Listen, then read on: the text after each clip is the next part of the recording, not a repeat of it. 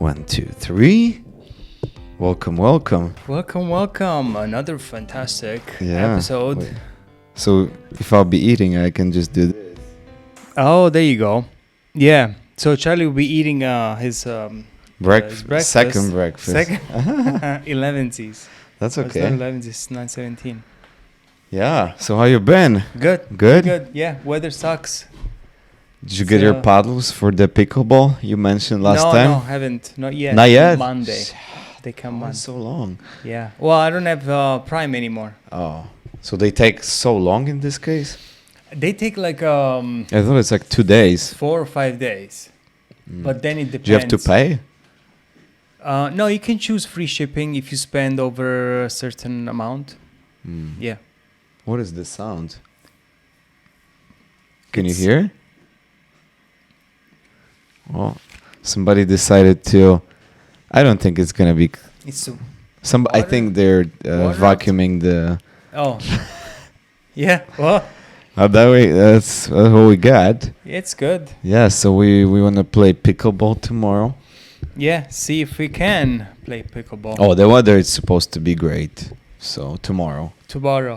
So Well, today, yeah, no. This morning, I was looking outside. So I run every day, and I was looking at the weather, and it was like good, raining.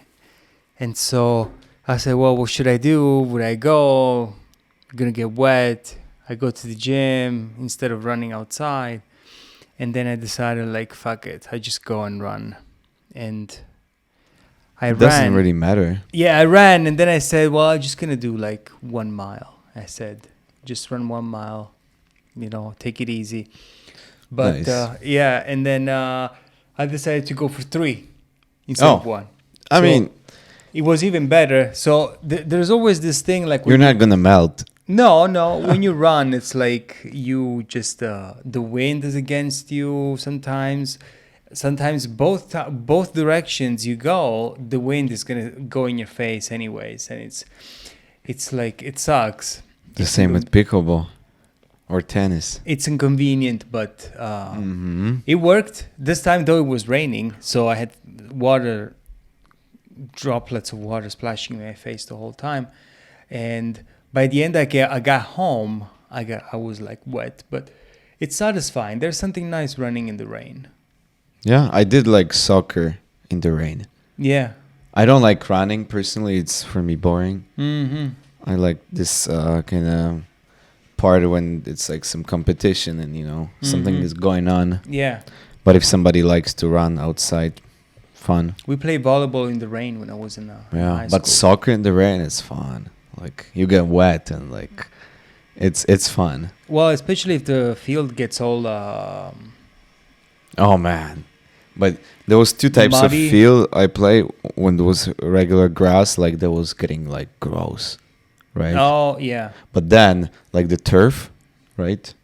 I mean, Like if fake it's, grass. yeah. Oh, that was nice. If it's fake grass, it's different. That was nice. Because it can absorb water to some extent. Yeah, and it was pretty cool. But I remember there were some soccer fields that are made out just of dirt, beaten dirt, flat, Oh. and it was so hard. And then in certain spots, especially by the goal, there's Water. grass missing, Oh, right. and there's puddles because Yeah. that's the place where most people are, and the fields just goes Yeah. down. Okay. Wow. Yeah. That's cool. Yeah, we're looking like professional football fields. They just resurface the whole thing like every year or so. I mean, I don't know if you've seen this Like the picture of English- Real Madrid, The English grass. their field in the stadium, Santiago Bernabeu. They have like, I think it's, what was that, 30 meters like down? That they have like, I think like maybe 8 different fields, and they just switch them. Yeah, that's crazy how they do that. No, they have the whole machine, like the same when you have stage in like theater, like they can. Oh man, what's going on this stage? Like in New York. I remember for the longest time they were talking about doing it all synthetic grass. I don't know. But if you fall, it's a different thing. You know what surprises me every time when they score? They just go on their knees On their knee, and slide. I don't know if on the fake grass, I was no, on the fake grass, no. no. You can cannot just do it. gonna Just- burn. Is it on the regular grass good? If it's wet, it's okay. I suppose. Maybe they have their knees covered with the sleeve. No, I don't think so. I mean, many of them. If you see like Lewandowski does that all the time. Jesus Christ, it's crazy. Yeah. So it's Yeah, Borussia won. Borussia. Yeah. Bayer Leverkusen won 47 games in the row. Yeah. Against Roma, 2-0. The Roma didn't play good No. at all. No. Well, that's They're gone already. yeah. The team is so good. They have another game, Well, but and they're gonna play in Home. They're gonna play in Germany. yes. So that's gonna be. It's not impossible. Uh, I mean, we'll as see. always, like the 12th man is the home field. Yeah. You know, your Especially fans. like we gotta say that like Bayer Leverkusen is pretending to be the best team in Europe now. Yeah, Pretty much. they can be. Depends how many goals do they get. They didn't lose any game. the Yeah, whole no, season. I know. Like defense, attack. How many goals scored? How many goals they got? I don't know, but the first team, the only team in Bundesliga, they didn't lose this season. So it's crazy. Yeah, that is impressive result. Yeah. That's really, really good. You see what's going on in college campuses in America? You don't follow? No idea. So, you know, we have the Israel-Palestine situation going on. Mm-hmm. And since October 7th, we know that Palestinians went into Israel and killed like 7,000 Israelis. Okay. Civilians population, and then in order for retaliation, the Israelis went in Gaza and killed like about, I don't know, the numbers say 30,000, we don't know for certain, because there is this terrorist organization called Hamas that they control the Palestinian side. And they say that most of these fighters like to hide and mix with the civilian population. And therefore, when the Israelis attack, there are going to be a lot of civilian casualties in it. And so there is a big international outrage about it, because many say that Israel is going a little bit overboard with this, because is not more acting in self-defense, but it's more like beating a dead horse and just killing as many civilians. And the United States just provided an aid package with billions of dollars to Israel, you know. And plus there's another deal with Iran. They're having conflicts with Iran. Just think about this little Jew country that is in the Middle East, that is in the middle of nations, Muslim nations. So they're just the only, you could say, stronghold of Judeo-Christian values, Judeo values in this case. And so kind of like everybody hates on them, and they're like trying to, I don't know, defend themselves, you know, from the religious attacks, most of it. It's a cultural difference, and I think that war is not good in any measure.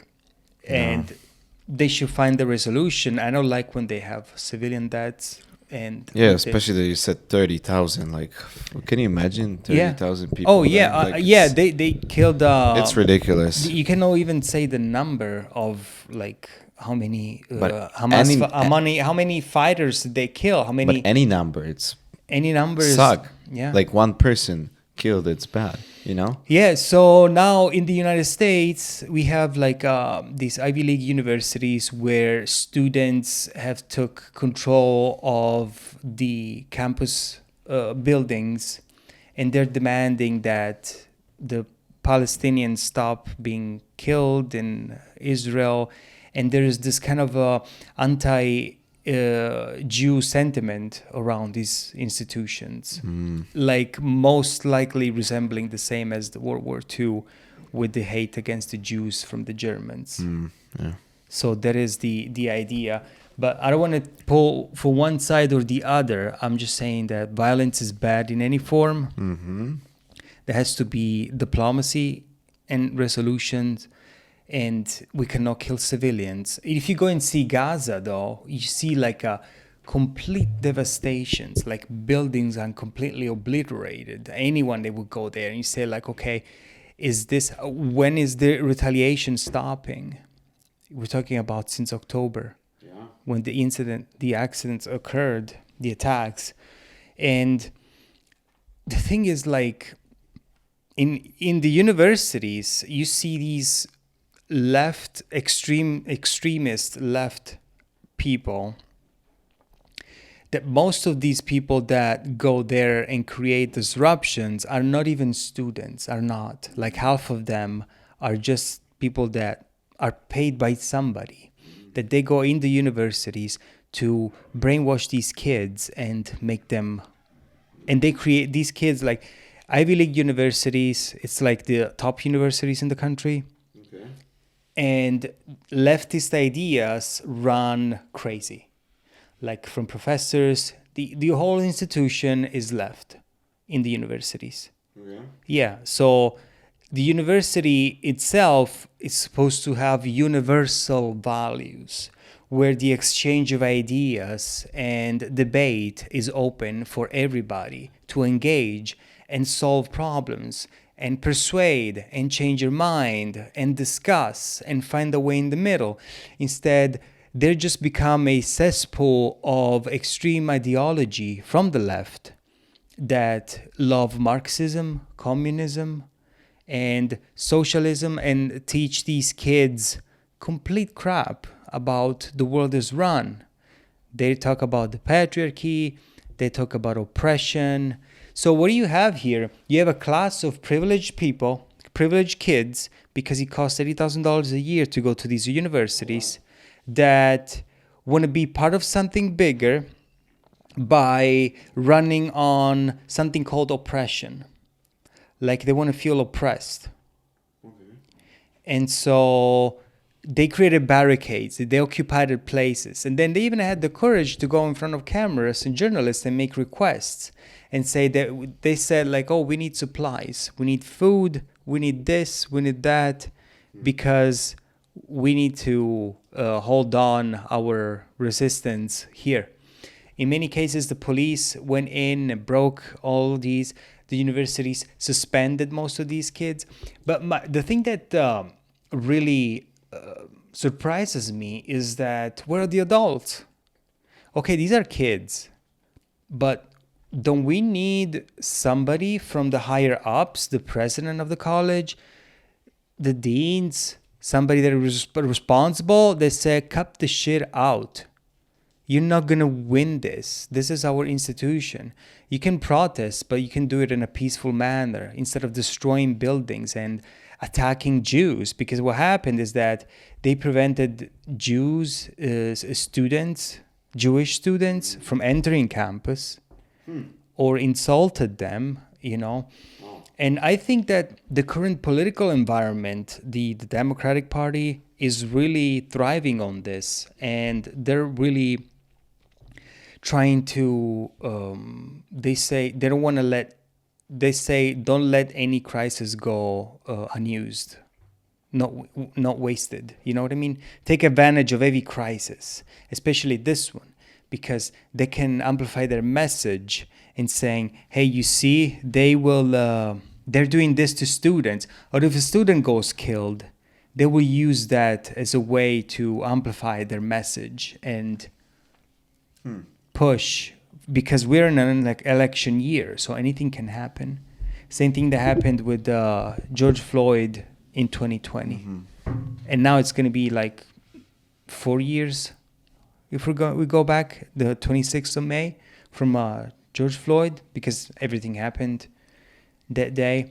And what I want to say about these students, that these students have converted to Islam, and they're praying. these American students on campuses. We have freedom of religion. Yes, we do.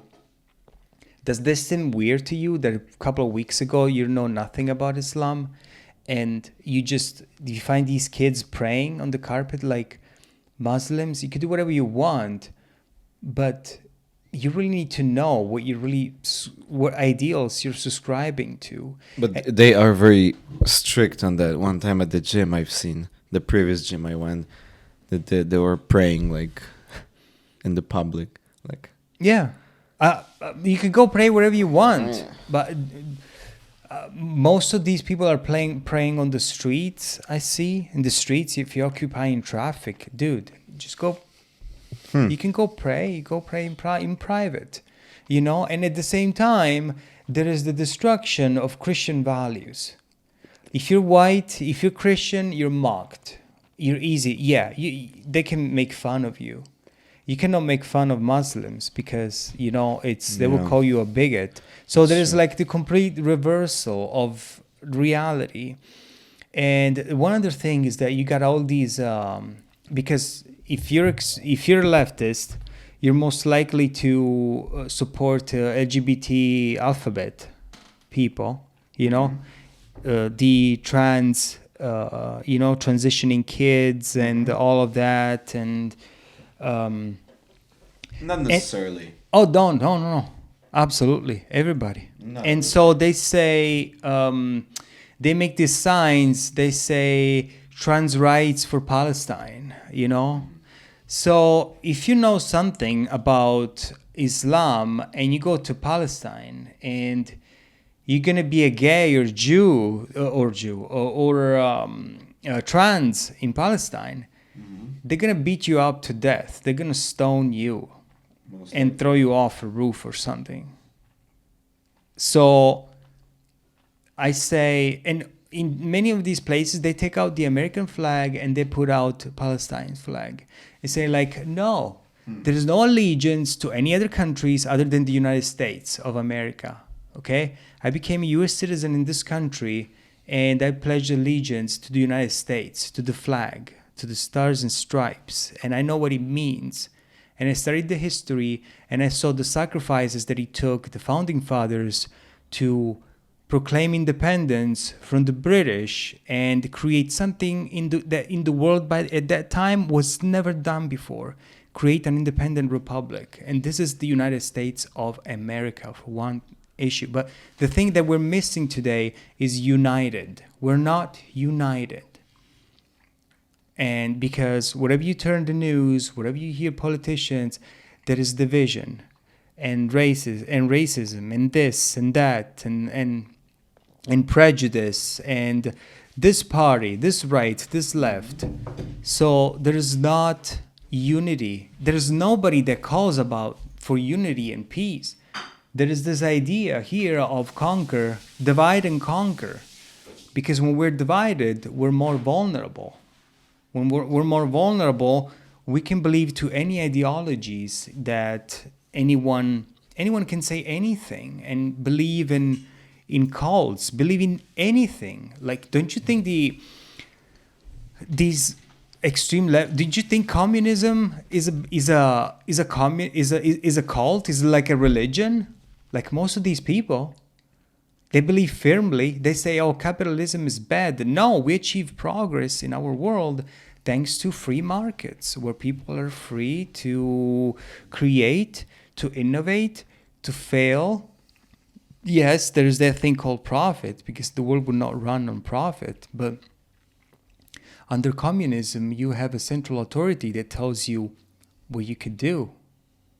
Everybody's equal under communism. Everybody has to have the same resources. Doesn't matter how smart or how hard you're going to work, how hard you're going to try. You cannot do it under communism. Because everybody needs to see equal. But who's supporting it? I never heard lately anybody saying that. Well, when they talk about, all these kids, they don't say it openly. They don't say it openly. I didn't hear anything. So because you don't follow the same thing. We talk about this. Younger people are not really interested on the political reality of the United States. Mm-hmm. You know, we need to have like I think high school students should pass a civics test, the same civics test that I took when I became a U.S. citizen. Because it's not like I don't follow. I do follow certain things, but it's hard to keep up with everything, you know? It is. And plus absolutely. If you have a family, you have kids. Plus, you have many different places that they talk about different things with different approach. Mm-hmm. Of course, you have like some average for yourself, but you know, it's in the end they just fight with each other. This side has this opinions and they believe in that, and they have their own TVs and newspapers supporting them. Then far other side has the other TVs and the other newspapers, and they you get there, yeah. Just fuck it. Yes. I'm not gonna fucking stress about it, you know. Like, I know, but I do have my opinions. I keep it for myself. Okay, but you just have your opinions. And what is going to help me to sing those news? Okay, Donald Trump did this, Joe Biden did this, and they fight, and they do this, and they want this, but they will never make it. That's where you need to make your own mind and try to see beyond what they say. Mm-hmm. I don't know. I think an informed society is a more prepared society. I would consider myself decently informed, not to make good like, choices.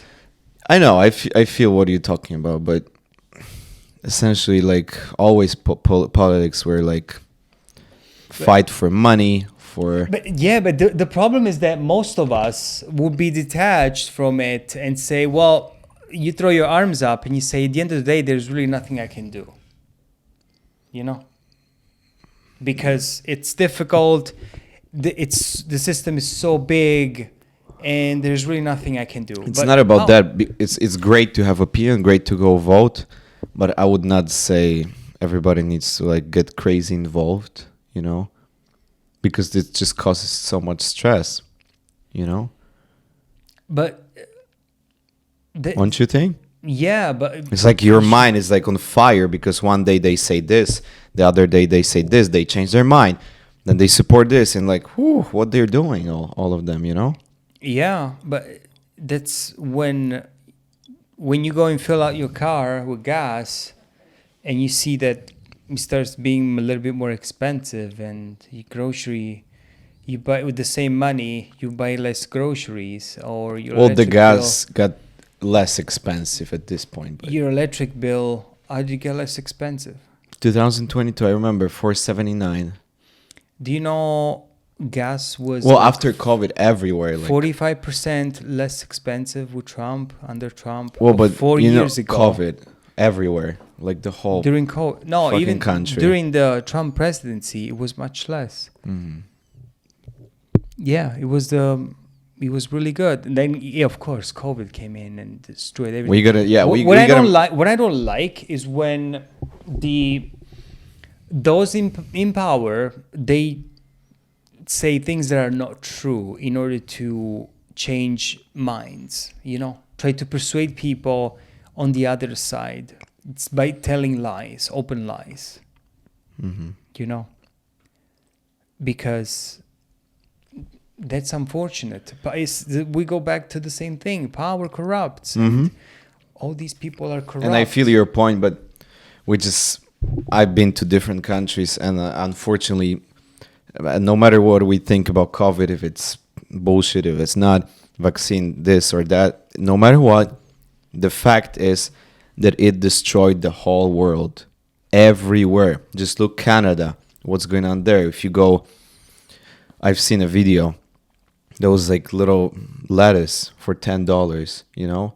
Everything got crazy. Go to Europe. I don't know how the Canadians are doing. Like, not great. Housing housing unaffordable. Absolutely. And these people that make $100,000 a year in Canadian dollars, they can barely keep up. Just look at here now. The fucking rent for 1-bedroom apartment it's more than mortgage for a house used to be back in the day. Oh yeah. You know, it's like the same. You go to Europe, like certain things are way more expensive even than here. After COVID, they got in the I remember when I was renting tennis court in Europe. There was 2019. It was equivalent of for 1 hour. It was 20 dollars, equivalent of $20 for 1 hour. Now, 2024, the same. I was just curious, and because my friend he played there, and we were talking, and he was like, "Oh, now it's this much," and I counted, and it's for 1 hour, it's equivalent of $40, Double. which is more than 1 hour court rental at the gym Right here. Oh man. At 1 hour, I think it's like if $20 for tennis court for 1 hour here. Yeah. And like, what the hell? They use the COVID for excuse to increase everything. They created quantitative easing. They printed a lot of currency, a lot of money, paper money. Yeah. And that flooded the whole system with low interest rates. Yeah, Created inflation. it's very unfortunate, but it's a fact that COVID changed the whole world everywhere. It did, and it looks like it was a crisis where they took advantage of it. Very. All those companies, like if you see now, look now, just now, all the big companies, they're doing great. Well, don't you see that there's the avian flu, the bird flu? Yeah, I've heard about They it. say that it can pass through cows or other animals and stuff. And they said, somebody from WHO said that we have 100 million vaccines as contingency just in case this gets out of hand. So what are we doing here? It's like the old age battle between classes, where those that stay in power want to remain in power and gain even more. Those that are at the bottom would like to go up and struggle. So there is this continuous fight amongst classes. Because in the end, I think it's not like there is no... there is racism, there is discrimination, not as much as it was back then, though, like 60 years ago, 40 years ago.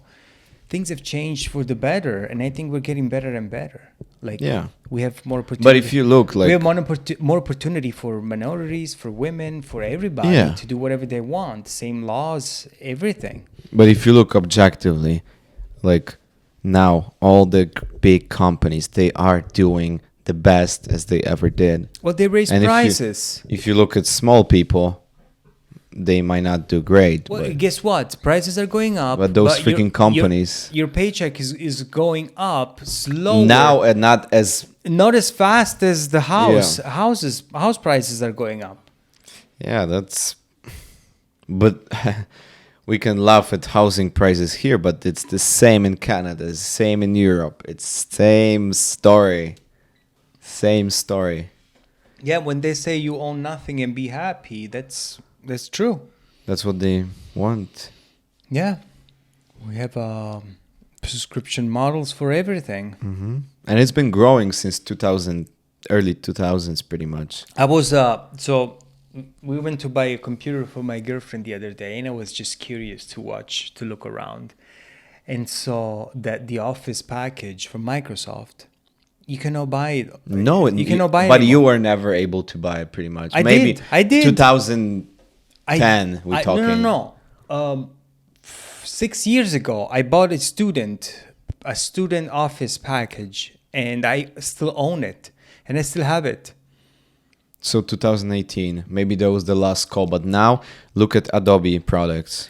You cannot buy it. Like $139 per year. Because they know that you will need it. You will need it. So you will pay anyway if you need it. So instead of coming up with bullshit versions every year to sell, they will have a continuous lifetime stream of income just by doing the same thing with Tesla. If you want the autopilot, you can pay something a month. Which is actually not a bad thing, I think. But look, you can cancel it if you like. Yeah. Because here's the thing. As far as I remember, those $12,000 to own it, right? So isn't it better to just pay $99 per month for a few months and then cancel if you don't want it and not spend $12,000? Yeah, that's true. You know, That would make this sense. might be I think maybe if I'm sure it's nice if they left the choice to purchase the whole thing or membership. You know, that's great. Yeah, You know, that'll be good. So I was talking about my topics today. Will be talking about brands, right? So I found these two articles that are very nice. So we talk about Gucci, right? So we talk about Gucci. What comes to mind to you? luxury clothes. Luxury, right? But what if when you start seeing you have fake There was a stuff movie. too. There was a movie, House of Gucci. Yeah. It's Oh, a I pretty watched good it. movie. Yeah, very good. I went to with movie Lady theater. Gaga. Lady Gaga, very good. Yeah, and there was Adam Driver. Yeah, Very good movie. very good. It Yeah. just tells you about how idiots they've been idiots to sell it to, because they broke it apart between family skirmishes. But and Gucci, then- yeah, like there's certain places that you can, like, you could go to Asia that there's all Gucci all over the place for $5. Yeah, they make fake. Yeah. So the fall of Gucci was inevitable. That's the title of the article. So Gucci recently, one of the world's hottest brands, has faced the headwinds with falling sales and diminishing reputation. So in 2015, they had a new creative director called Alessandro Micheles.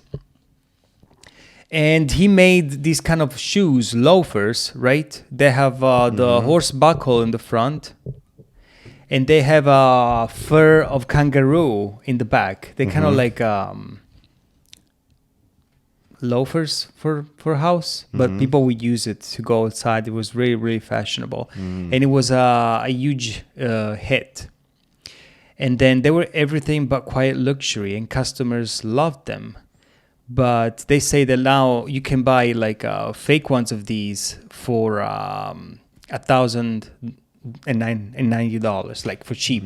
They were What was the original price? easily recreated. It doesn't say here. And then that marked the beginning of Michele's era, with logos everywhere and over-the-top designed. And between 2015 and 2022, revenue for Gucci more than doubled, surpassing 10 billion. And margin grew by about 10 percentage points. So they said that they could not expect anything from Gucci other than double-digit increases in revenue, percentage points. And so they say the styles of Alessandro Michele, embraced by Harry Styles, Billie Eilish, Jared Leto, they are all the flowery.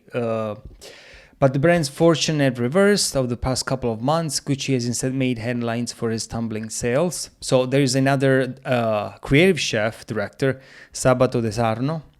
And what happened is that the company, so the parent company of Gucci is called Kering. So they own the brand. Yeah. And so sales have declined by 18% for the first quarter of this year compared to the same period last year. And more than company-wide recurring operating income for the first half of 2024 will be down as much as 45%. 45%! That's crazy. It said the new collection from this guy De Sarno was not as great as the guy Michele from the past. And then they say Gucci has not kept pace with its peers, because you have other brands like Brunello Cucinelli and Hermes. Hermes. It's French. They're They catching do, like, up. They're nice watches. Yep. So they're doing more and more better products, different quality, And he says that the brand really took a hit, Gucci, during the pandemic, because people wouldn't buy as much. But the problem that Gucci did was that they partnered with the brand The North Face. Really? And they partnered with Disney. So they made the Gucci bag with freaking Mickey Mouse on top of it. And they made the brand more accessible to younger people. They had more disposable income. But it also diminished the exclusivity of it. For sure. Because you made it more approachable to everybody. So you lost that luxury component.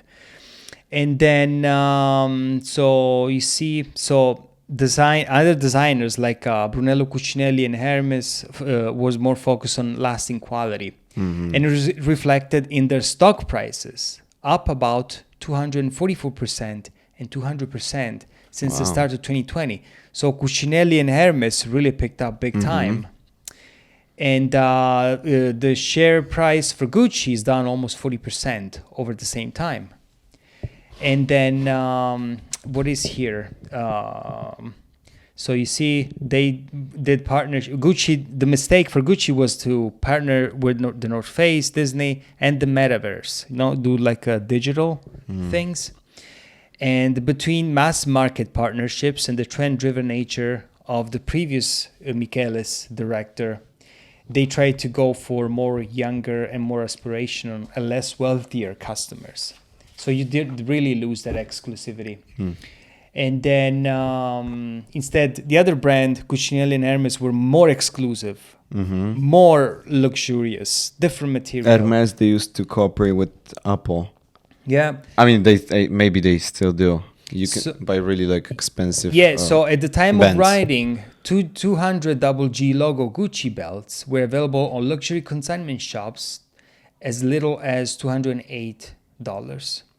Online, the most simple version of the belt, which became a staple of Michele's Gucci, cost $520. So it's different. And then there's this thing that when they introduced Gucci in China, it went like a boom in 2015 with growth about 44%. But then what happened is that even despite that growth, during the last few years, it went down and they were forced to close stores in China because that's what you do when you cannot keep up with the revenue and stuff. What you do, you just close stores basically. And then analysts suggest that brands should continue to close outlets and offer fewer discounted goods to achieve scarcity that makes uber luxury brands so appealing.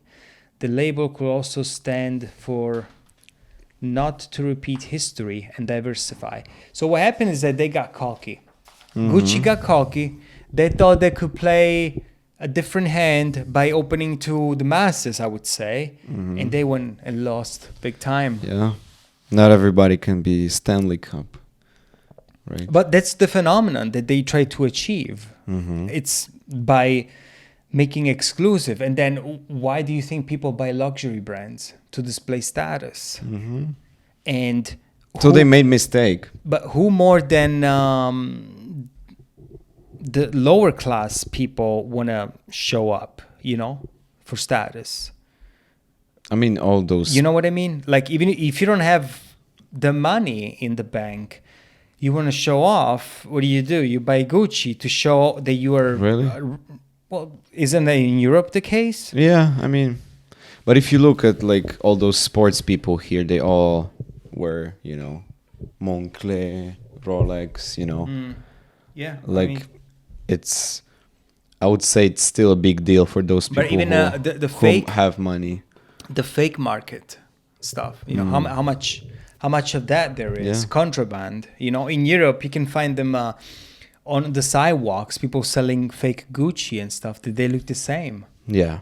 But still, like, I would say, like, those, especially when I see, like, if Timberwolves, they play somewhere, they put up the photos, what they drive, what they wear, and, like, wow, those are styles from all designers, If you have a partnership with... I don't think they do, but there was one time they posted a pictures, and the guy, Anthony Edwards, he came with the Tesla Cybertruck. No. Yeah. And they usually like record them when they get out the car. And then they walk, with those like crazy. That's free advertisement for Elon, for Tesla. But it's also a big deal for everybody. Like, oh, what the hell? He has it. Yeah. I mean, who wouldn't want to drive Cybertruck? I think it's a dream for every normal person. Some people were doing a little thing on X by showing that while the trunk closes of the Cybertruck, if you put your fingers in it, it's not going to squish it. No? But some people posted they put a sausage in it or a cucumber, and it actually cuts it in two. Interesting. So I don't know if there's Should be sensors. The safety on that Should be is sensors. enough, you know. I think they just announced that they will be coming to Europe. The Cybertruck. Apparently. Holy shit! Where are you gonna drive there in Europe? There's barely enough space for the road. You're gonna occupy all the road. Can you believe it? Yeah, that's true. No, like literally. Yeah. I mean, I know some places where you cannot drive that thing, or even turn around. Well, my dream is to just drive this Cybertruck just for one day. That's not easy. That's easy. I mean, you can go. Nobody has it pretty much here. You can do a test drive for a day or so, and they will. I don't think they have it here. It's only in Los Angeles or Texas. Whatever. I mean, it's just a nice car. Like I see it and it's like wow. It's a different league, you know. I drive that. I just like that it's different. I like being different, you know. You know. Yeah. Oh, you know, I wanted to congratulate one creator. There is this guy. So every time if you type Ben and Charlie on YouTube, he comes out with this dropping in podcast. Yeah. And I follow him since we started. Not really? Follow him like I read the stuff, but every time I type in our podcast, Ben and Charlie podcast, he comes in first because he is the former creator of another podcast that was called Charlie and Ben or something. Oh. But I don't know if it's Ben or who's Charlie. So whatever. He reached 100,000 subscribers. So good luck to him. He really did a good job. I'm really happy for him. Okay. So I never. I remember when he was in the 80,000. You know, and it was still a great accomplishment. So it's pretty good. Yeah, but now if you want to make a living, it's not enough. For what? If you want to make living on the channel. Well, it will take time, but that's a great accomplishment. You know, Yeah. better than zero. Yeah. So that's absolutely. great. Yeah. So speaking about brands, I have another similar thing. Give me 1 second. It's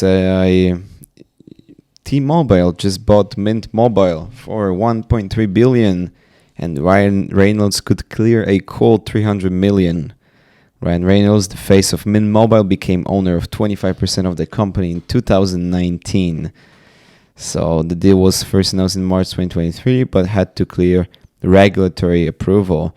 And now FCC gave approval to the deal last week after T-Mobile pledged to let existing Mint customers switch providers for 60 days after the acquisition. So, I have Mint Mobile. I know. Shit. T-Mobile has also pledged to keep Mint's $15 per month deal for both new and existing customers, something frequently touted in the prepaid carriers' advertising. So Ryan Reynolds, the face, is expected to take home at least $300 million, according to estimates from the Wall Street Journal. Wow. It's a good deal. It depends how much he paid when he bought it, when he got in. It's hard to say. All that money's going to Wrexham, baby. Woo! Wrexham. But wait, they were saying there's I've seen the comment. Wait. There was somebody said American corporations don't compete anymore. They buy up their competitors and corner the market. That's pretty much what happened. Yeah. Yeah. No more Ryan Reynolds commercials on YouTube, finally. Oh my God. That was funny. It had shorter commercial and... It's so annoying, so many. Somebody said this seems like monopoly. That's what it's... Well, you will end up having few companies like T-Mobile, AT&T, Verizon, and who else? Yeah, somebody said, are you fucking me? I'm about to leave T-Mobile to go to Mint, and now this? Damn. Oh, you will be you will stay in the same company then. Yeah. Oh my God. Yeah, I left Mint. I have a family plan with my kids, and it's cheaper. It's good. It's good. Yeah, and another thing I have, since we started talking about foldable phones last week, right? Mm-hmm. And then, so I was looking what we know about Apples. Yeah. And there was an article on CNET. So iPhone Flip. Everything we know about Apple's foldable plans. Aside from foldable display patents, we still don't have a foldable iPhone, though rumors keep suggesting Apple is working on one. Samsung, Motorola, and even Google have released their own foldable phones.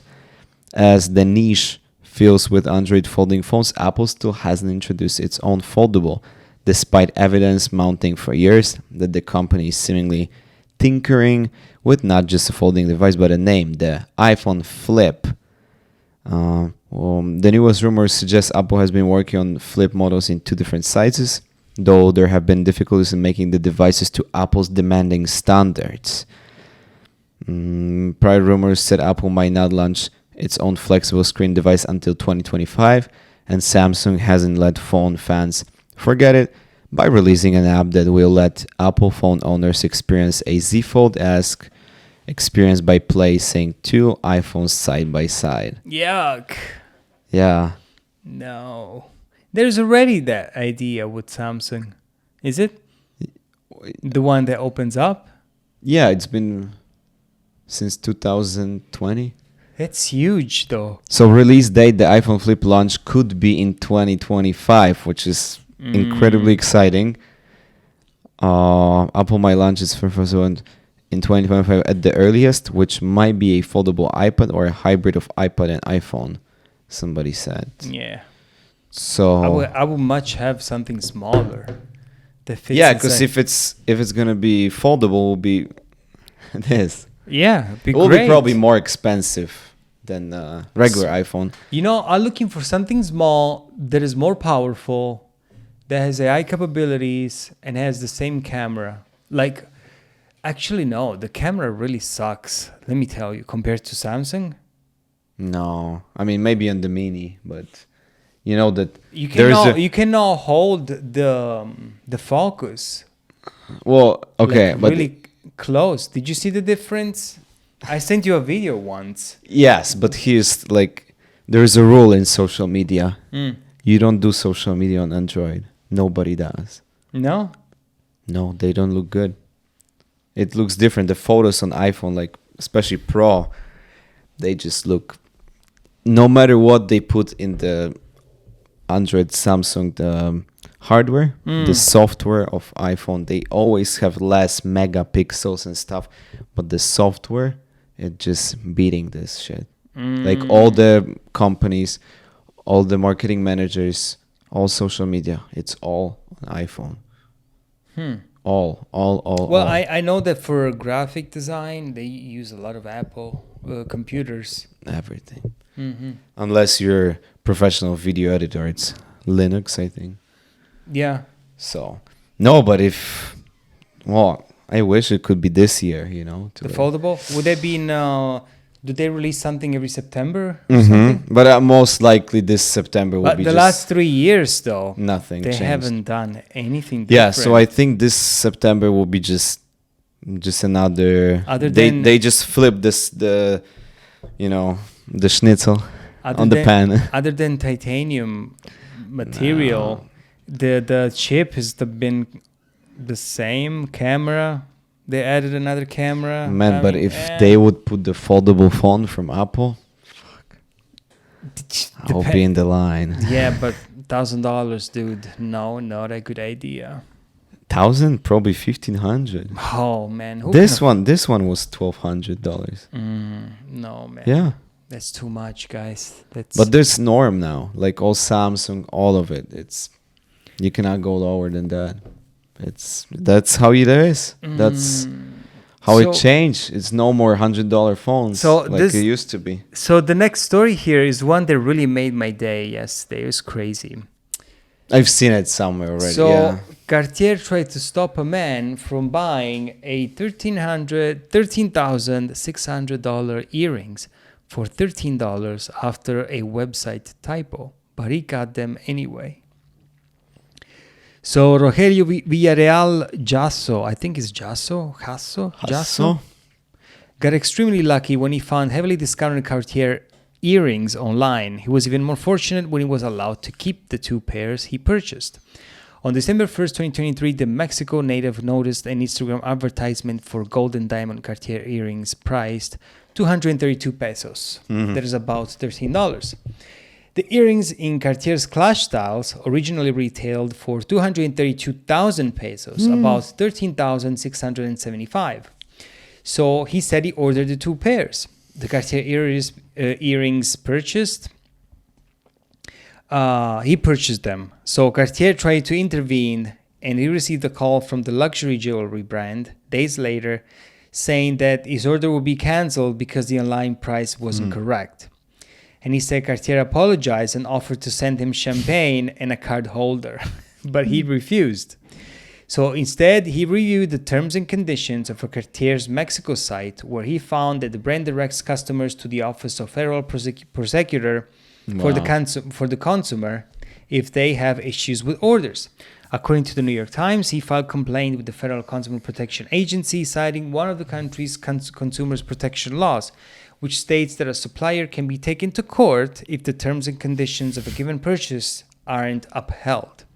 So the Times reported that the complaint led to the agency containing Cartier to mediate an agreement, but after being contacted by the agency, so Cartier basically said that they settled the issue and they sent his order. Wow, nice. So now he said the earrings are officially his. And there's this Mexican senator that said, Lili Tellez, that said that she accused the guy that ordered the earrings for taking advantage of Cartier and argued that he shouldn't have done so, even if the law supports you. Whatever. Don't worry, they will not close the company. And he said it is more important to be honorable than have Cartier earrings. And then, so consumer complaints against businesses that change product prices are common in Mexico, which is likely the root of the senator's frustration. But the Jasso was still thrilled to have his purchase. So nice. he kept the earrings. It's like those people that see the bank account and somebody transferred like $1 million or two in their bank account. Wow. So many times they bring them to court if they spend any of the money. You know, so it's like... Oh, but they send it, right? Somebody sent it. I don't know, yeah. No, good. I mean, I'm curious how much it costs to produce and how much is actual brand. Well, the value in gold and the diamonds. That's the So what might be the price for them to what? To produce? Well, it depends how much gold there is. If you think an ounce of gold goes for $2,300, plus the diamonds, depends. It depends. It's all subjective. Did you see all okay, this is weird. We don't have this in Europe. But in the United States, when you propose to a lady to get married, right? She becomes your fiancé, correct? And you proposed that you're going to marry this person. And they buy the ring. So there's this cultural thing that the ring needs to have a diamond. And the ring needs to cost at least 2 paychecks. So you're talking about thousands of dollars. Okay? So you go to the jewelry and you buy this rock that has this stupid value. And when you propose with the ring. And that is all a commercial idea that was created in the past. And that's kept on, it became cultural. And now there is this expectation for some women to have this kind of, somebody can correct me too, if I think. I'm from Italy, I don't know, we don't do these kind of things. We just have like normal rings that you can put on, can be golden rings too. Yeah, I never really both keep attention. And so when you propose, you give this ring. And so my thing is like, they did some many interviews of these guys that go around and ask questions to these young girls. And they say, if you propose it to you, how much does the ring have to cost? And some of these have no idea really how money works. And they would just shoot like, they would say, oh, the ring has to cost at least $15,000. But you know that those videos are designed to be dramatic. They do. So they cut all the answers to bring the most controversial. Just to tell you, like, the perception of the importance that people give on a stupid ring, that is like They also might be set up. You don't know. No. Generally, though, that's the cultural thing. It's like, if you need to buy a ring that is twice your paycheck, dude, can you do something else? Because the ring is she goes around with the ring, and people will say, oh, that's such a beautiful ring, and you look beautiful. It's fantastic. It's beautiful. And it's like a status. It's a dick measuring contest. Like, you know what I'm trying to say? It's like showing off that he really must really care about you if he bought you this ring. So you see the mess, the perception. You know what I'm trying to say? So there's this cultural expectation, like, oh, this ring, how many carats it is? Oh, it's fantastic. It's this and that. And it's like, what are we doing? I mean, unless people, they don't care. Can we just say, yeah. There are people I'm sure there's people that don't care about this. But there's on the same token, there's people that do care about these kind of things. And it's what are we doing? It's like, and you can they found ways to make diamonds in a lab now. And so like create them and they're cheaper, yeah. And it's like, what are we doing? So how much was the ring you proposed? Do you remember? I don't propose for rings. No? What do you mean? When I got married, Yeah. 2009, we went to the jewelry. We bought 2 golden rings. Oh. And we spent. But I think in Europe it's the same, that you just put the ring on, or no? Well, okay. Or no, Italy. So there is the wedding ring. Yeah, I'm talking about the first engagement ring. Engagement ring. I bought 2. I went to the jewelry with her, and we bought 2 white gold. It was white gold. Okay. Rings, and we spent 150 euros or something back then. Also, it was in 2009. Italy? Yeah. Oh. And we just put those on when we were engaged, and that was it. Okay. Interesting. There's no such a thing here for the guy when you propose to marry. You just give this a big ass diamond and with the ring on, and that's it.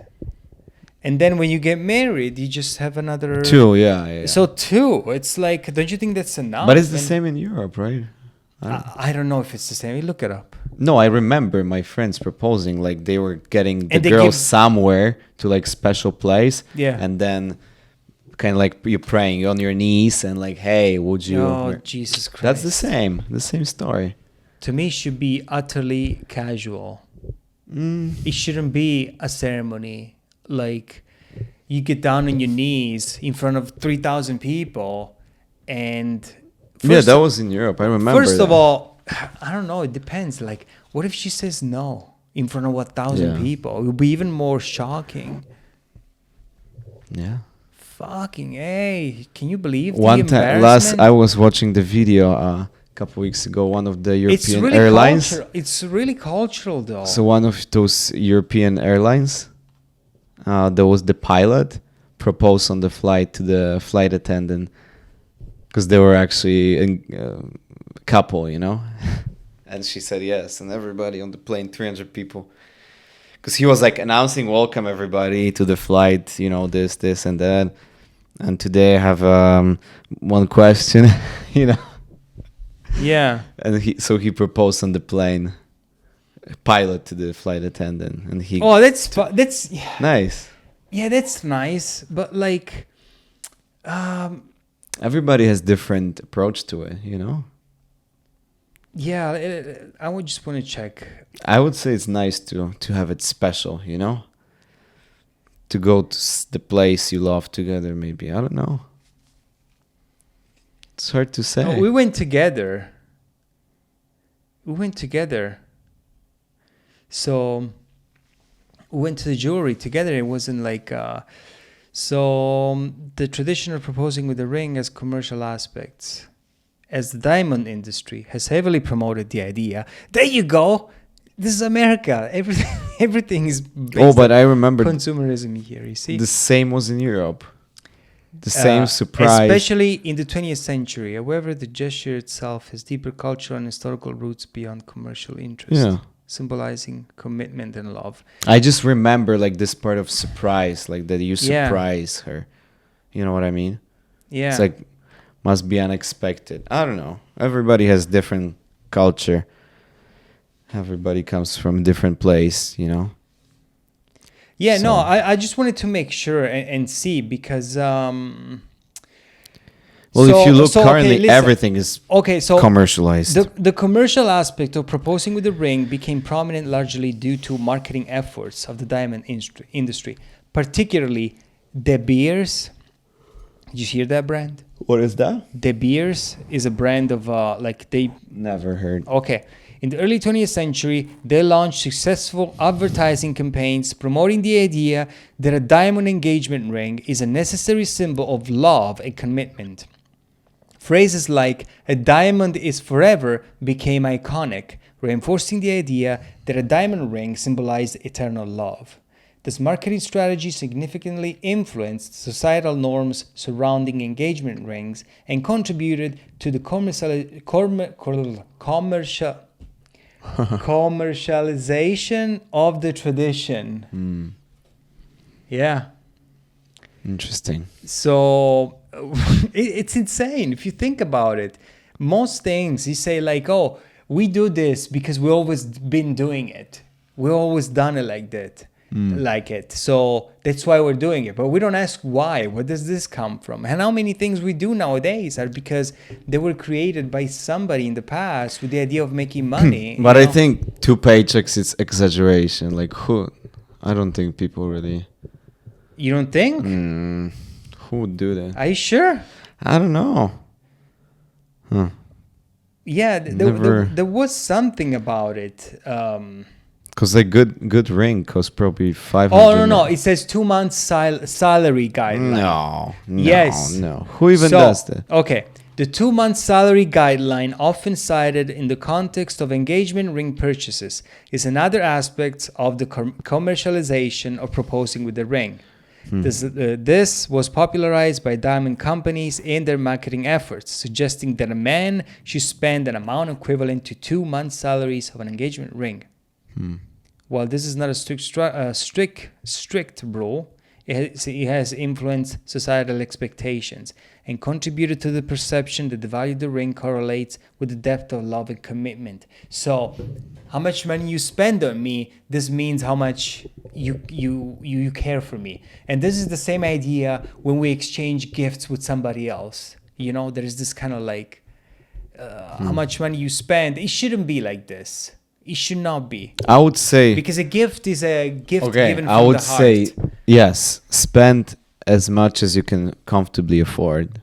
Okay. Yeah, exactly. If you have a lady that you love and you found the diamond ring for $1,000 at Costco, maybe I don't know what is the price. Yeah. Whatever. Go for it if you can Costco afford it. sells actually excellent jewelry. Yeah, but you don't have to spend 10,000 on the ring. Like, who cares about that? Like, if the woman cares about it, like maybe it's not the right person, right? Yeah. Don't you think? Yeah. Oh, absolutely. Yeah. Just if love, it's love. Just spend what you can afford. Don't. If you have a like-minded person that Yeah. she's smart about finances, And I'm sure she will appreciate it. and less about appearance. Yes, at that case. I never heard that somebody's spending that much on the rings. It is. Yes. You see how many things you don't know. You see? You see, the more you find out about. But this is a things you don't stupid know- thing. Like whatever. It is, but unfortunately, that's in some cases there's reality. Wow. Something curious though that makes you think about it. The people you choose to Interesting. spend the rest of your life with, you know. So that's it. Yeah. Yeah. I think that's it. Well, we call it for today, and Yeah. Thank you. it's been really nice. Interesting. And once again, interesting things, learning new things, debating, and this is life. Yeah. Thank you all. Thank you guys. And have a and great day. Have a great day. We'll see you next time.